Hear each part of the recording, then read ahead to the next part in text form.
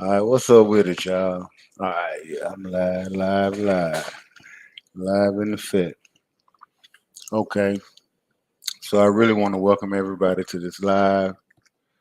I'm back for the second day. Um, Another edition of the law. So if y'all could see in the description, yesterday I got a video. Yesterday we ended with um, I was discussing the entity itself. Um, and I didn't put in too much time, about 30 minutes, but it was a pretty good read. Oh, that's what we talked about: entity types and the different terminologies. That's what I went through yesterday. But today, I'm gonna bang y'all up with what's in the description. Say y'all, get it in, man. Share these videos. Share these videos. Share these videos. That's the only way this content gonna get out there. Y'all got to share the videos. I told you I'm gonna keep coming back every day, and I'm gonna hit y'all with the powwow every day. I'm gonna go and get it in real quick. So today we're gonna talk about entity formation. Entity formation. All right, so to create a corporation, LLC, or a limited partnership, the participants file what? Articles of incorporation or certificates of organization with the state. So for those that have already formed their LLC, or you may have formed the S corp, maybe even the C corp, then you know about the articles of incorporation and the certificates of organization. All right, and you pay a fee anywhere from 50 to $150. Hang on, y'all.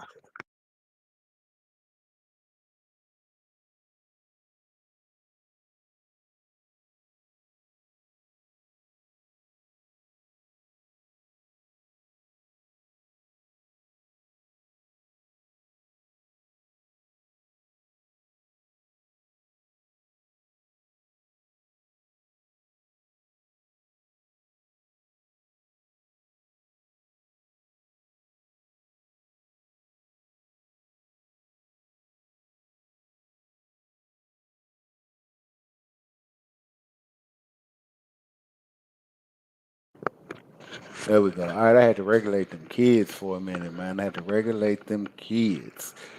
Um, all right, some bonus grandkids over here. Okay, so I'm gonna go on and get it in now. Entity formation. So to create a corporation, LLC, or a limited partnership, the participants filed an articles of incorporation or certificates of organization within the state that they reside in. All right, or with the state. And you pay about $50, anywhere from $50 to $300 in fees and taxes. The entity comes into existence at the moment of filing. So once you actually file, submit that paperwork to the state, boom, that's when your entity is created, comes into existence. The state issues a charter that might be some states give out fancy certificates, but more than likely it'll just be a copy of the articles of incorporation stamped with a receipt for payment of the fees and taxes. And the entities are sometimes referred to as chartered entities, LLCs and corporations. So that's some more terminology that you may hear the deeper you get into the game. The persons who formally initiate formation of a corporation are called the incorporators. The corporation statute gives the incorporators the ability to elect directors if the articles of incorporation did not name initial directors. As I mentioned in the previous video, your articles of incorporation, your operating agreement, all of those fundamental documents. The operating agreement can basically spells out how you're going to run your company. So if you do not include it in the operating agreement, then your LLC, your corporation, or whatever it is that you're forming will have to abide by the default rules that's enacted by the LLC or the corporation laws within the state that you form it in. All right. So the corporation statute gives the incorporators the ability to elect directors if the articles of incorporation did not name initial directors. The directors can then adopt bylaws, issue stock in return for investments, hire officers and employees, and authorize those officers and employees to enter into contracts on the corporation's behalf. All right, giving up all the juice. We're going to go all the way through. We got a nice read. All right. So the persons who formally initiate the formation of an LLC are called the organizers. Persons who intend to become members of a not yet formed LLC can enter into an agreement, and upon the LLC's formation, the persons become members, and the agreement becomes an operating agreement binding on the members of the LLC. Now, in RUPA section 202A, it provides that the association of two or more persons to carry on as co-workers a business for profit forms a partnership, whether or not the persons intend to form a partnership.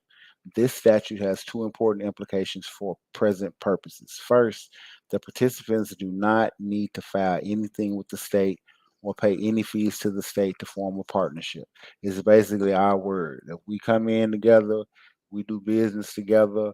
As a matter of fact, we don't even have to state it verbally. Just by us doing business together, we become partners, and that's just kind of how that thing go. Um, all right, so let's proceed. All right. All right, so first, the participants do not need to file anything with the state or pay any fees to the state to form a partnership. Second, participants can become partners without intending to or even realizing that they have. So that's basically what I was just saying. Once formed, all right, artificial entities are persons that can do many of the same things natural persons can do. That's why I have in the title entity acrobatics. They could do a whole lot of tricks in which, a lot of people are not aware of. So this is why I'm bringing this information to you guys so that you can study these videos, because video after video is going to get deeper and deeper with the things that you can do. So, for example, artificial entities can buy shares of other artificial entities. They can also do things natural persons cannot. Artificial entities can dissolve. They can merge with other artificial entities. They can spin off portions of their assets in separate entities and convert themselves into other entity types. I mean, there's so many things that your LLC can do.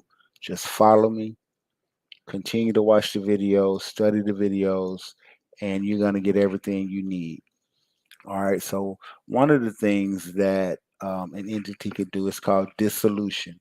This is another thing that you'll hear at some point as being an LLC owner or owning or managing a C corporation.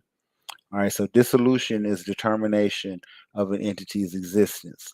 Under the default rules, any partner can dissolve a partnership simply by giving notice to the partnership.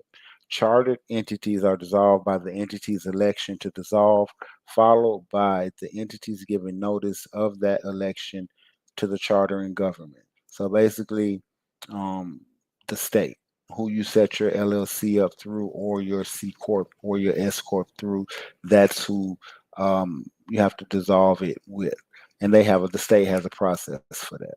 So more commonly, the chartering government dissolves entities for failure to pay fees. So with some LLCs, like in Arkansas, I believe, I know they got a pretty high yearly fee that you have to pay, a couple of $100 that you have to pay. And if you don't pay that fee, they'll automatically dissolve your LLC. So after dissolution, the dissolved entity continues in existence solely for the purpose of winding up. So this is another term. Winding up is a process in which a dissolved entity sells its assets, pays its debts, and distribute the proceeds to its investors. All right. Merger. Your entity, your LLC, can also uh, partake in a merger. And a merger is the combination of two or more entities into one. The purpose is usually to combine two businesses into one. The entities that combine are called the constituent entities, and the one that remain is called the surviving or resulting entity. Some or all of the shareholders of the constituent entities give up their shares and receive shares of the surviving or resulting entity. The surviving or resulting entity can adopt any name and fundamental documents that would be permitted if it were a newly, as if it were a newly forming entity. All right. The effect of a merger is that the surviving or resulting entity owns all of the constituent entity's assets and owes all of the constituent entity's debt. Mergers are voluntary. The entity's managers negotiate the terms and memorialize them in a merger agreement. Each constituent entity must approve the merger agreement in accord with the entity's internal decision making process. So basically, it's all on the entity. None of this is left up to the state. All right. That nearly always includes investor approval. The last step is for the constituent entities to each file certificates of merger with their formation states, along with the required filing fees. The resulting entity's formation state then issues a charter for that entity. And here, guys, when they mention investors, if you form the LLC, if you haven't, if you just solo dolo and you formed the LLC yourself, you're that investor. So when they talk about investors, they're talking about you. You don't have to sell a piece of your company to have an investor. You don't have to give some of your a percentage of your interest or your units away or your shares or your stock to have an investor. You're the first investor of the company. So always remember that when you hear these terms. All right. So sale of assets. This is another thing that an entity can do. The sale of all of an entity's assets to another entity, followed by dissolution of the selling entity, has almost the same effect as a merger. After the sale, only one entity remains, and that entity owns both businesses. All right. Entity ownership. An entity can own shares in other entities. If parent LLC owns a sufficient portion of the shares of subsidiary corporation to control subsidiary corporation, then parent LLC is referred to as the parent entity, and subsidiary corporation is referred to as a subsidiary. An entity can become a parent by purchasing the shares of the subsidiary from the subsidiary or from a third party that owns shares. And another way also that you could create a subsidiary is you could simply form another LLC or C corporation or S corporation, and your current LLC can be the owner. All right. It's perfectly legal. It's perfectly legal to do with just one owner. So a one member LLC, you can be the sole member and you can do all of these things as long as you include it in your operating agreement. You can be the CEO, you could be the president, you could be the secretary, you could be the cook, you can be each and every arm member of your organization. You could be each and every one legally and lawfully. All right. I know they don't tell you these things, but this is a fact. This is the law. You hear these pages? The law. All right. All right. So where we at? All right. So, for example, assume that parent LLC wants to own a subsidiary with $100,000 in assets. Parent LLC could achieve that goal by incorporating a new subsidiary corporation and then purchasing all of subsidiary shares from it for $100,000. Parent LLC would then own all of the shares of subsidiary corporation, and subsidiary corporation will own the $100,000. And so that's a classic example. All right, that's a classic example of the what I was just explaining. All right. Another thing that your legal entity can do is it can spin off. Spin off is the opposite of merger. That is, spin off is a process by which a business owned by one entity divides into two or more businesses, each owned by a different entity. Entity laws do not expressly specify a spin-off procedure, but an entity can accomplish a spin-off using only the concepts already described. In the first step, the entity forms a subsidiary and transfers to the subsidiary the assets to be spun off. In return for the assets, the entity receives all of the subsidiary's shares. The entity then distributes those shares to the entity's investors in proportion to their shares in the entity. So, for example, the entity might distribute to each of its investors one share of the subsidiary for each share the investor holds in the entity. After the distribution, each entity will own the same proportion of shares in each of the two entities. All right. So man, we giving up a whole lot of game, a whole lot of game. Like, share, subscribe, hit the Cash App. It's scrolling across the screen down there in blue. If you're looking at me on YouTube, like, subscribe. If you catch it on Facebook, like, follow, whatever it is. If you see it on Instagram, you do the same thing. My Cash App scrolling across in blue, print shop money. Hit the Cash App up, man. This is a whole lot of game, and we're gonna keep going. Say we're gonna keep going. And this information, you're not gonna find this information nowhere. You're not. Not like this, not like I'm for to give it to you. No, sir, Bob. Pay attention. Study the videos. Listen to the things I'm saying. Turn on your closed caption or your caption so you can see it, see the words, so you'll be able to consume and soak it all in. All right. All right. Where we at? Acquisitions and tender offers. An entity acquires another entity by buying the other entity's shares. If the other entity is a public company, the acquirer may choose to purchase the shares sequentially in the public market or to make a tender offer. Why do we need to know things like this? We need to know things like this because this is how people are doing business. This is how corporations are doing business. And if you have an LLC, and LLC is not a corporation, excuse me, if it's not a C corporation, then there's no generational wealth. Because if it's not a C corporation, then that means it's not paying its own taxes. And if it's not paying its own taxes, then that means it's not its own person. And that means that, and then the thing about the C corporation is that it's perpetual.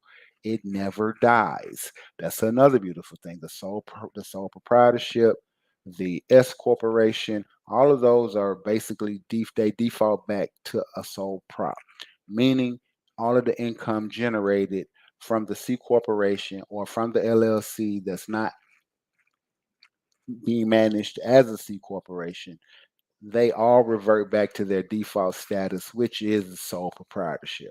I mean, that's it. The LLC itself, um, it's not a taxpayer.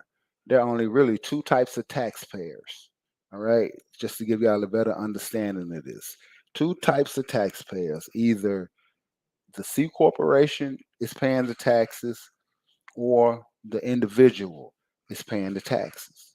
And I'm here to tell you right now, I'm willing to bet that 80 to 90% of these new age, new wave businesses that's been created post pandemic, um, also some pre pandemic, I'm willing to say even within the past 5 years, that the majority of those, 80%, 80 to 90%, um, are still in their default status. I can guarantee you that. They're still in their default status, and everything that you're making off of it is being passed down, and you're paying the taxes on your 1040. I can I almost guarantee that, put a rubber stamp on that, because they're not setting businesses up this way. This is what they're hiding. This is what they're keeping. This is what they don't want you to know, and they want you to stay stuck. And then you have all of these professional, quote unquote, professional people. I'm gonna put them out there: the attorneys, the CPAs, all of those people who you go to, who you pay your bread to, who convince you that you need to continue to run your business as a sole proprietor. That, oh, you're not making enough money. Some will pass that off to you like it's just for the big wigs. Whatever excuse that they give you, there's no tax advantage great enough, in my opinion, that's great enough to um, not manage your company as a C corporation. It's just not, because that's your generational wealth. You know, that is, you have to build that up, and you have to have consistency. You know, it's just like you growing up.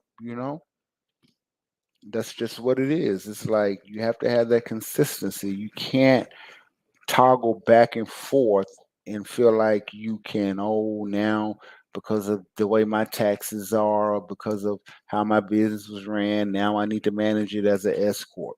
Now I need to manage it as a sole proprietor, because every time you do that, you're taking away from your baby that you're raising. And it takes consistency. You got to manage your shit as a C corporation. That's just it. Period. Point blank. That's it. Ain't nothing else to it. All right. I'm gonna keep reading. I got a couple of more. I think maybe a few more paragraphs, and then I'm gonna end the live. But yeah, man, you gotta come on with it. You cannot keep playing out here, because all of this information, yo, this is information that I'm trying to tell you right now. If you get hold of these videos, you need to cherish it, because nobody's gonna give you this game. None of the people out there, yeah, they may be giving up the game on what to do, or you may find the bits and pieces of the information. But if once you get in and then you don't know what you're doing, you're gonna have more of a headache than, you know, just remaining in your default status. Because once you incorporate your LLC, there are certain things you have to know. It's a certain language that you have to speak, or these people will treat you like it does not exist. I'm just telling you that right now. You will experience that, and you'll be like, hold up, but I know I'm supposed to be able to do this. I know I can do that. But if you don't know what you're talking about, and you're not able to, you know, just bam, bam, bam, bam, bam, then they're gonna look at you and they're gonna tell you that, nah, it doesn't work like that. Mm-mm. It's like this. But you have to know the laws, and some of them you have to, you got to pull out the laws on some of them. Some of them you do. But this is a beautiful thing. Y'all, hold on one moment.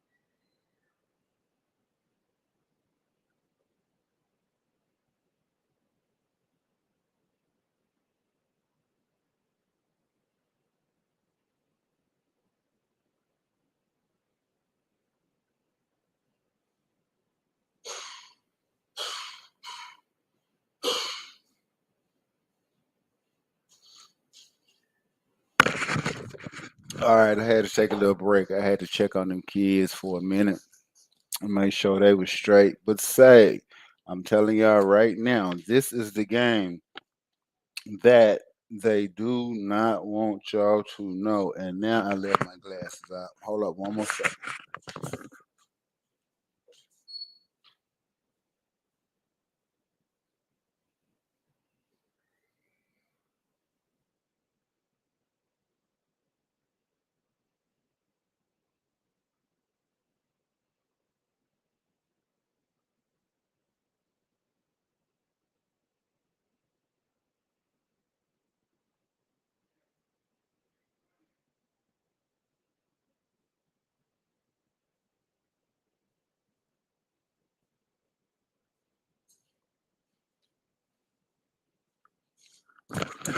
All right, I'm back. I'm back. I'm back. I had to go grab these glasses. That's one of the reasons I be using my avatar, man, because I be having to wear these glasses, and then sometimes I still be having to be up close to the screen, and nobody want to see all that squinting and all that and all that. All right, so I left off on a tender offer. All right, so a tender offer is a public offer to buy all or part of an entity shares at a specified price per share. For example, Acquisition Corporation may make a tender offer for 45% of Target Corporation shares at $38 per share. The offer is contingent upon 45% of the shares being tendered or offered at $38 per share. The shareholders indicate their willingness to sell by having their brokers place their shares in escrow. If the contingency is acquirer is not obligated to buy any shares. A tender offer is usually enough shares to give the acquirer voting control of the entity. Tender offers are regulated by federal law. An acquisition is not a merger. After acquiring an entity, the acquirer may or may not merge with it. Conversions. With some exceptions, an entity of a particular type formed in a particular state can convert to an entity of any other type formed in the same state or in another state. For example, a California LLC can convert to a California corporation or a Delaware corporation. For conversion to take place, it must be authorized under the entity law that currently governs the entity and the entity law that governs the entity after conversion. All right. Reincorporations. This is another thing that the entity can do.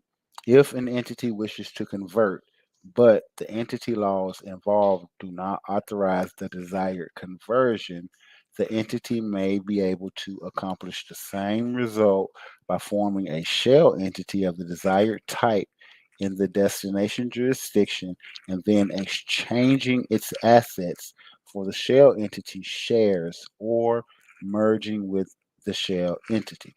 A shell entity basically is an entity that has no assets. All right. The use of conversions, mergers, and asset sales to change states or entity types are referred to collectively as reincorporations.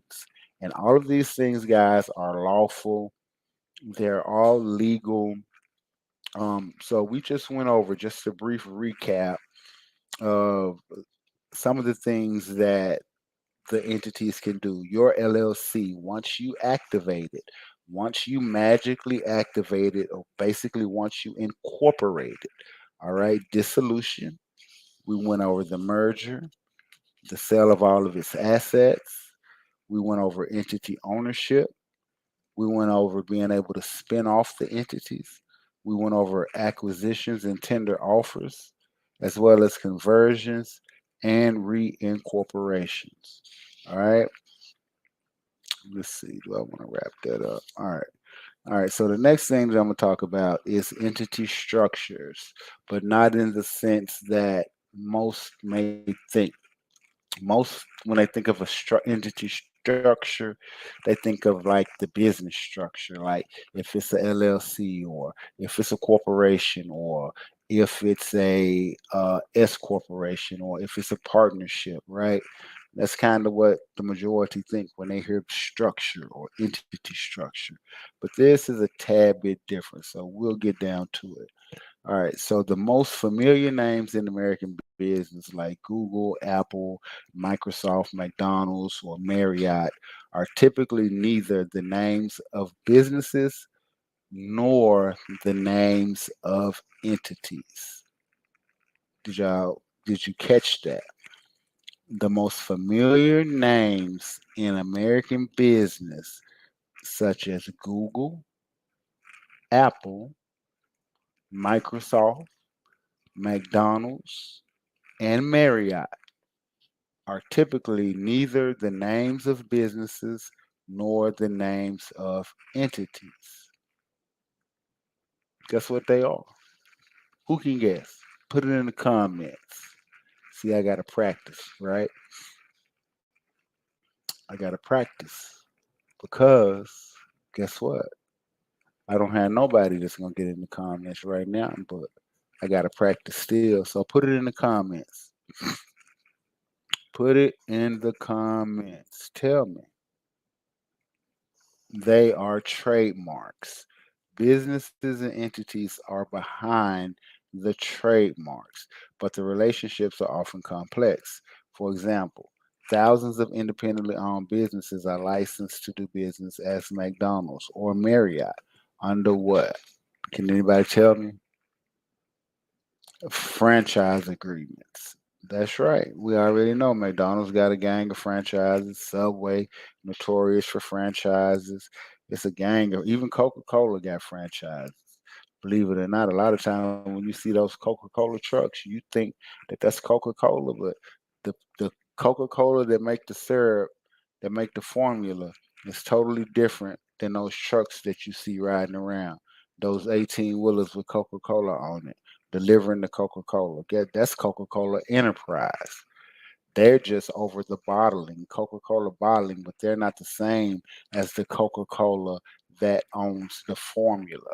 Coca Cola that owns the formula is called Coca Cola North America. Right, guys? Okay. So, again, they are trademarks. Businesses and entities are behind the trademarks, but the relationships are often complex. For example, thousands of independently owned businesses are licensed to do businesses McDonald's and Marriott under franchise agreements. The Google, Apple, and Microsoft trademarks are used by numerous entities affiliated in entity groups. Some more terminology or corporate speak. A entity groups. So a corporate group, sometimes referred to as an entity group, consists of two or more entities under common control. Let's see, can you name a few? Let's see, we got Meta, or which formerly known as Facebook, owns Instagram, and I think also Snapchat. Google owns YouTube. So these are examples of corporate control. Some groups consist of thousands of entities. Typically, a parent entity owns the shares in one or more subsidiaries. The subsidiary entity may own the shares in subsidiaries of their own. So the latter subsidiaries are referred to as second level subsidiaries. Second level subsidiaries may own the shares of third level subsidiaries, and the chain may extend to additional levels. All right. Group members can form partnerships with other group members or with non members. The partnerships thus formed are group members if other group members control them. An entity structure is two or more entities in ownership or contractual relationship that achieve some common purpose. Franchises and corporate groups are examples of entity structures like Subway and all of the minions that have the franchises. You can get a Subway franchise for $10,000. Okay? All right. Last on the list for today that I'm going to talk about is limited liability. A lot of you got your LLCs for that very purpose. You heard about it. You was like, ooh, limited liability. Yes, it's going to protect me from it's going to, protect my assets, and they're not going to be able to come after me. And you heard all of these great things about an LLC. You the boss, you the CEO, all of those things, right? Well, limited liability is a beast within its own right, and you have to understand it. You cannot just listen to these folks. You can't listen. I say, man, all this is for educational purposes, but I'm gonna tell you right now, a lot of these people will misinform you whether you know it or not. They will. They will. When you form a company, you have a duty.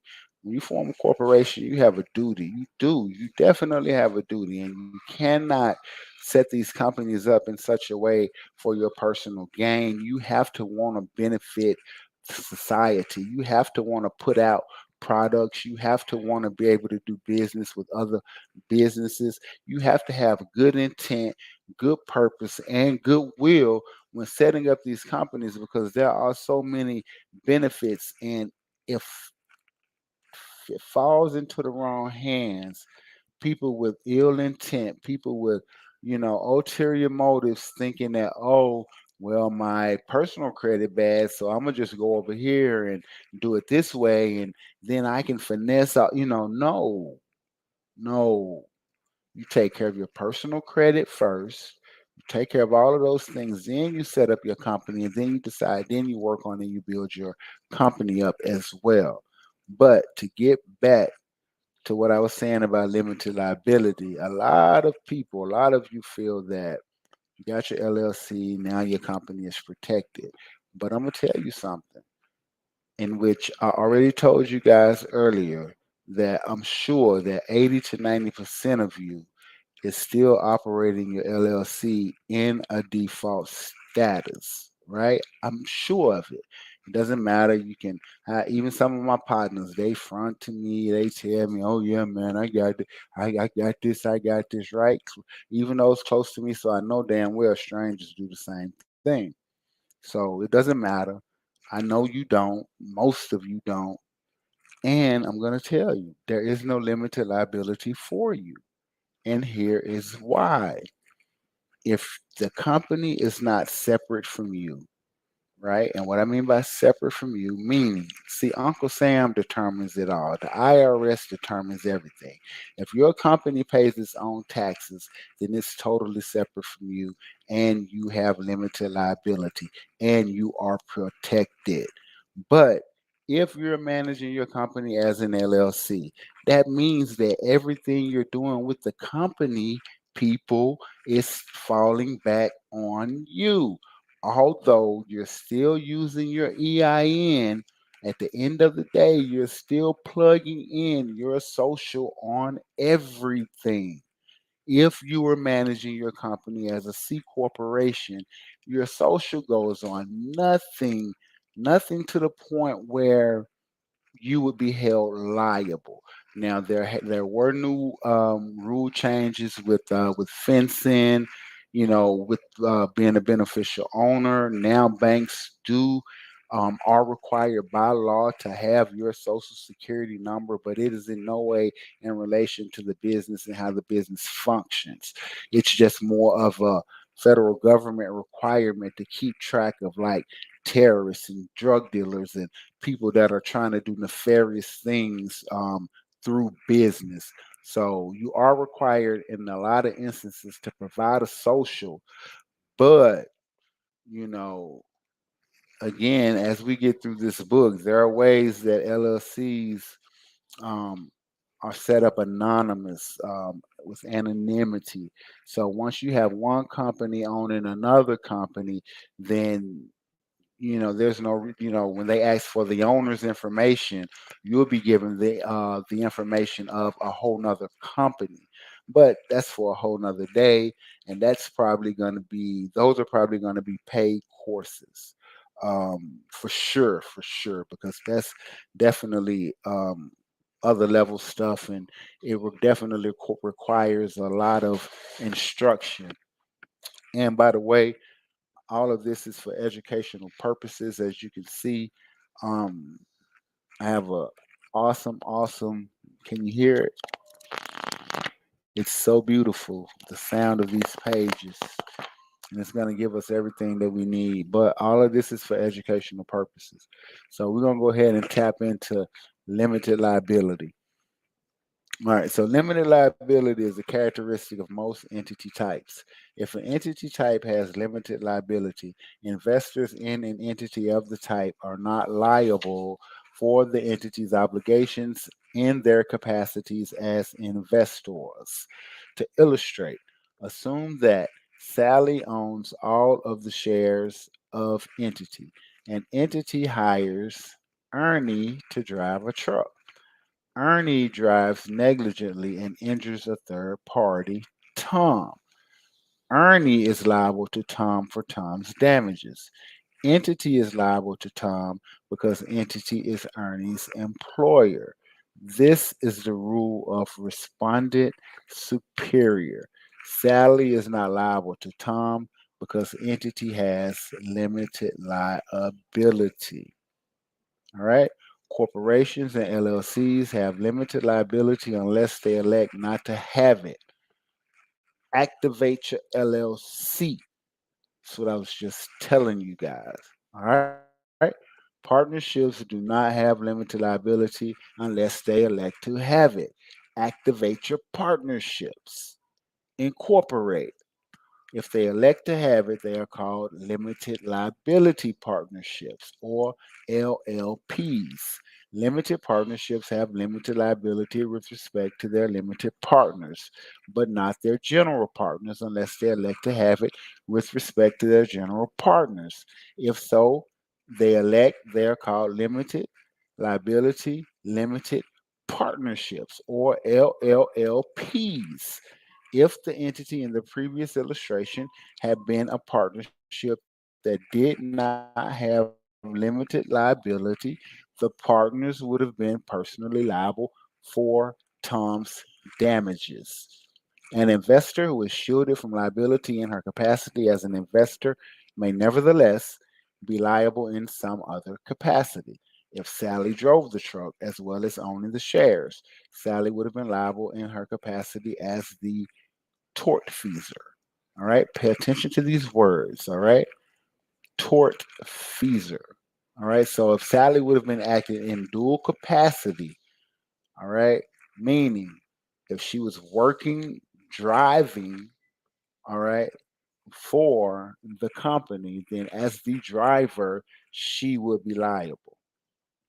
All right, but as the manager or owner of the LLC, she would not be liable. Okay. So that means that the limited liability basically is that they can't come after your personal assets. Everything that you acquire, everything that you own, they can't take you down through there and ruin you personally. You may have to liquidate the business, you may have to sell off some things, if you get hit with a quadrillion-dollar lawsuit, but they cannot affect your personal lifestyle. They can't come take your house, they can't foreclose your home, they can't it's a lot of things that they cannot do in that regard. All right. So,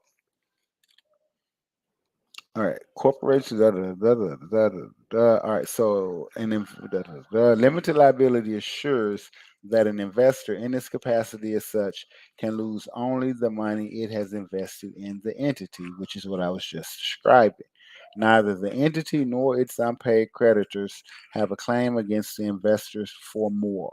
Limited liability is attractive to investors because it enables them to receive the profits from a business they finance without having liability for damage the business may cause.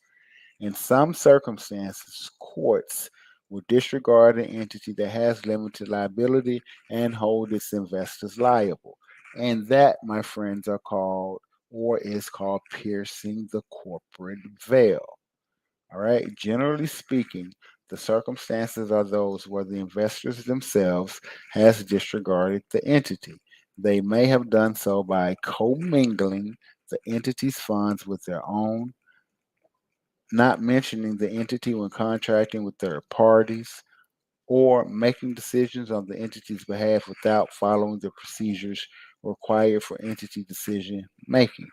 Entity disregard may occur under a variety of theories, including veil piercing, agency, single enterprise liability, and substantive consolidation.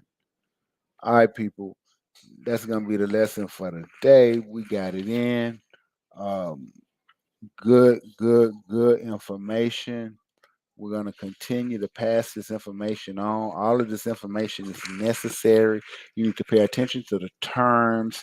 You need to turn on your caption. And as you listen to the video, look at the words so you'll be able to, so it can get imprinted into your brain. You need to share these videos. You need to alert your family, your friends that you know that are in business, that have LLCs. You need to let them know to subscribe to my channel. Follow me on Facebook, YouTube. Subscribe to the channel on Instagram. Y'all can find me. I'm on there. I'm gonna do a video every day, and we're going in order. And it's power. It's power. It get deeper and deeper and deeper. You know what I mean? And these are all the things that we're missing as a culture to help us grow. Each video will piggyback off of the other one, so you could just watch them in order. All right, I may go in and change and add to the titles like a succession, like part one, part two, part three, or whatever, but they're still going to be in succession. So everything's going to go in order. I'm keeping track of where I left off. Um, we definitely have a great guide that I have here. I love doing these pages like this and smelling them. I love this that them books smell so good. And the book it was cost about $350. Believe it or not, I paid like $350 for it. But guess what? It's gonna give us everything we need. You hear me? So y'all keep tuning in. And with that, I'm gonna end this broadcast. I'm gonna end this live. Peace, love, happiness, and learning.